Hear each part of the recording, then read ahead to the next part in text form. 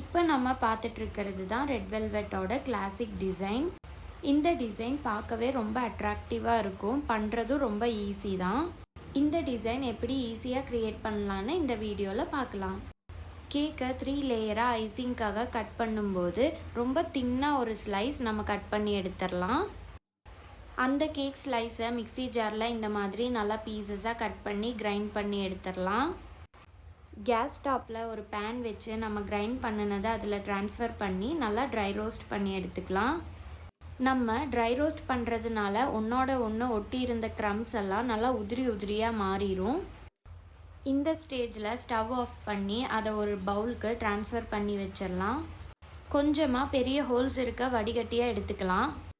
ஃபில்டரை cake மேலே வச்சுட்டு நம்ம ரெடி பண்ணி வச்ச க்ரம்ஸை இந்த மாதிரி எல்லா பக்கமும் டஸ்ட் பண்ணி விட்டுடலாம். இந்த மாதிரி டிப்ஸுக்கு என்னோட சேனலை மறக்காமல் சப்ஸ்கிரைப் பண்ணிடுங்க.